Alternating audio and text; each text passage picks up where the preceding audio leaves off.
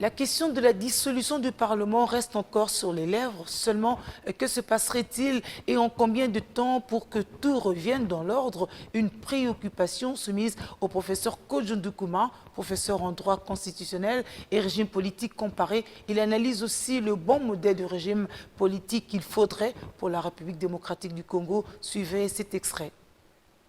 L'article 148 de la Constitution dit qu'à partir de l'ordonnance de dissolution, il faudrait 60 jours pour réorganiser les élections.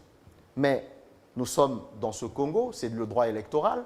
La CENI, depuis certainement le mois de mai, que je ne m'abuse, oui, de l'année passée, s'est trouvée dans l'expiration de son cadre de mandat. Et d'ailleurs, il y a les partis politiques PPRD et FCC qui demandent qu'on puisse très vite renouveler, parce que le cycle électoral se prépare non pas à un mois ou à une année de la prochaine échéance, il faut le commencer maintenant. Vous avez ce premier problème. Deuxième problème, dans les 60 jours, il faut trouver les moyens. Il faut publier un calendrier électoral qui soit consensuel.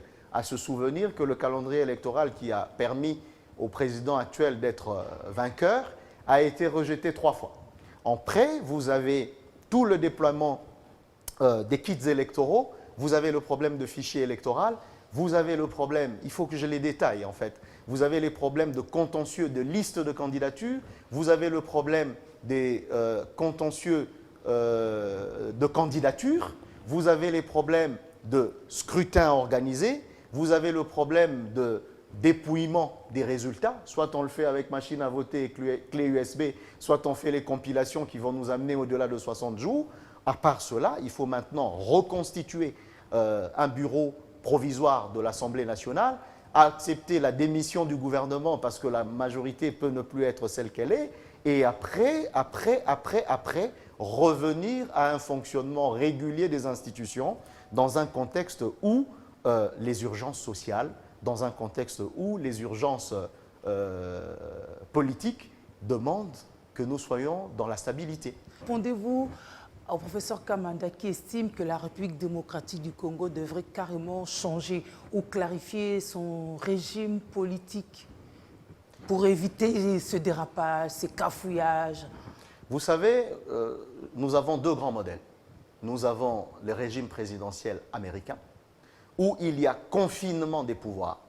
Ça veut dire que les institutions ont le check and balance et ils peuvent se bloquer l'une et l'autre. Ça veut dire que le président de la République a ses pouvoirs propres, il évolue dans son couloir, et la Chambre de représentants et les autres élus ont également leurs pouvoirs et ils peuvent se bloquer mutuellement.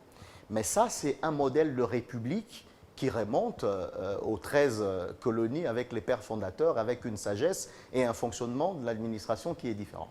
Maintenant, vous avez le régime parlementaire qui peut avoir plusieurs modulations et devenir circonstanciellement semi-présidentiel ou même présidentialiste. Alors, là-dedans, vous avez ceci. Soit le président de la République va dans une hégémonie présidentialiste. Ça veut dire qu'on a connu ici les premiers mois après les élections où seul le président de la République fonctionnait.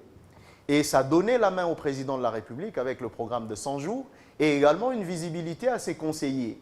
Parce qu'il y avait une institution qui était bien installée, le Sénat a été installé, le bureau définitif pratiquement en juillet, l'Assemblée nationale a été installée, bureau définitif en avril.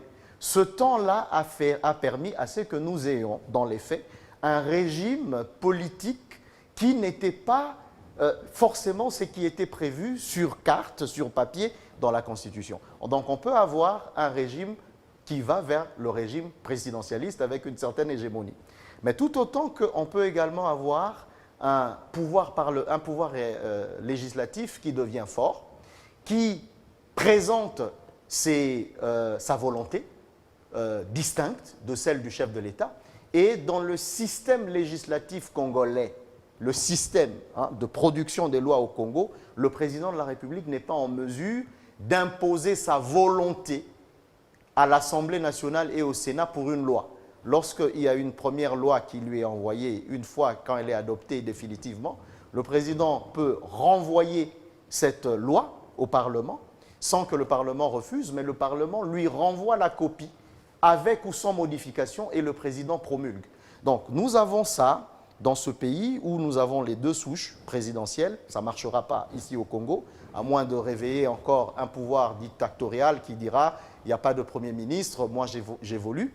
Mais dans le régime parlementaire, vous avez ces deux effets de balancier, soit plus de présidentialisme, soit plus de parlementarisme.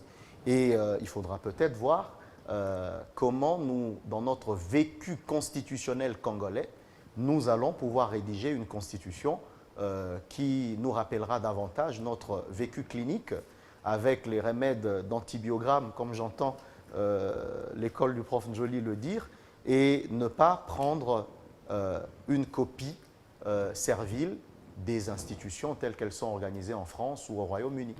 Professeur Kodjo Ndoukouma, professeur de régime politique comparé.